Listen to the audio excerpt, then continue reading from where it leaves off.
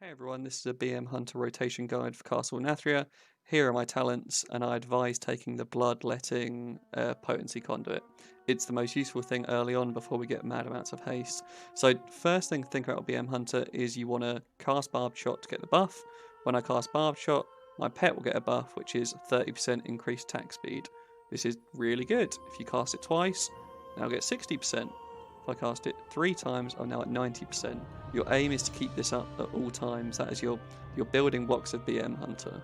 Now, how can you do this? Your Barbed Shot recharge time is longer than the actual buff lasts. So you need to do what I refer to as juggling, but it's basically waiting for as late as possible to cast your Barbed Shot.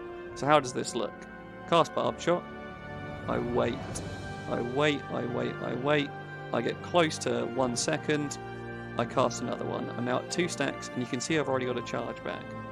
I again wait for 1 second. There we go. We've got our 3 stacks. We've got charges coming back up. This is simple enough to do. It's made even easier by the fact we have Scent of Blood as a talent. Scent of Blood means when we activate Bestial Wrath, we grant 2 charges of Barbed Shot. So let's just do a fake rotation. So let's go Barbed Shot, Bestial Wrath, Barbed Shot. Okay, so now we play the cooldown. We're basically trying to get back to Bestial Wrath cooldown. So when it gets to 1 second, cast it. Every time you cast it, you reduce the cooldown of Bestial Wrath. So again, we wait, cast. We wait. We're going to cast again at 1 second. There we go.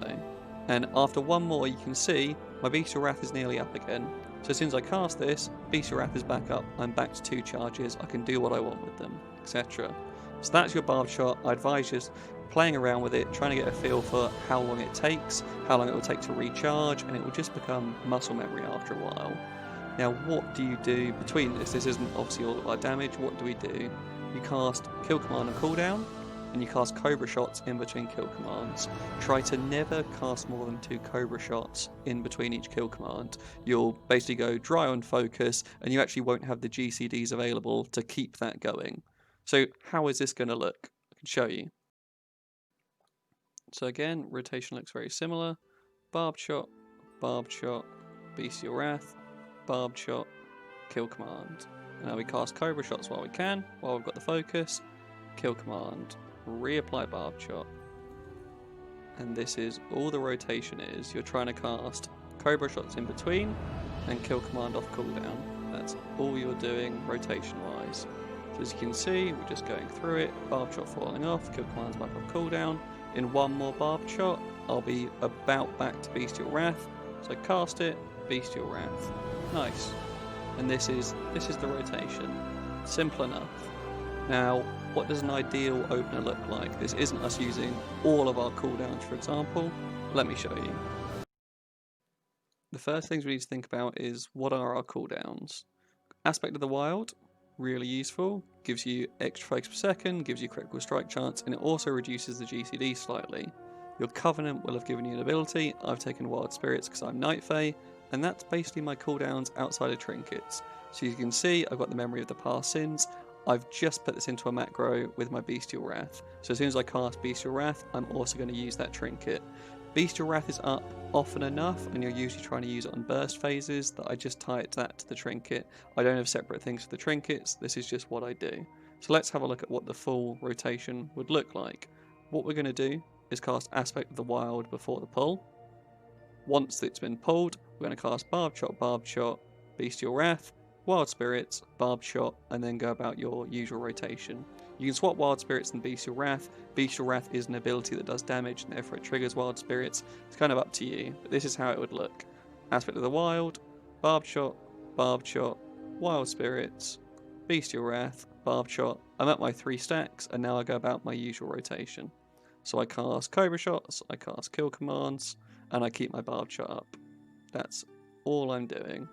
So as you can see, going through the rotation, I got a Wild Spirits proc, that's nice for me, wasn't necessarily needed. I'm back up to Kill Command, my Barbed Shot's running out, let's use another one. As you can see, oh, got another proc, there we go. As you can see, my Bestial Wrath's back up.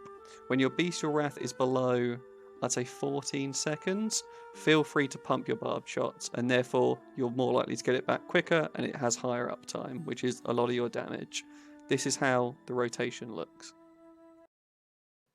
So far, I've completely ignored legendaries, and that's because 2 of the ones you're probably building do not affect that rotation at all. That's your Dire Beast legendary and your Rhylac Stalkers. If you're not keeping your Barbed Shot 100% without these legendaries, I do not advise Soulforge. Soulforge is more likely to make you lose DPS, if anything. As soon as you miscast or cast extra GCDs on tar traps and flares, you don't actually see much for benefit, at least in raiding. In dungeons it's really strong. I advise you at least have it for your mythic pluses or your regular mythic dungeons. But how does Soulforge work? You drop a tar trap, you drop a flare inside of it, it will start damaging the boss. There are some optimizations you can do to this. Tar Trap lasts for 30 seconds once placed, and Flare only has a 20-second cooldown. This means you can place 1 Tar Trap and get 2 flares dropped inside of it, granting you double the damage for only 3 GCDs instead of 4.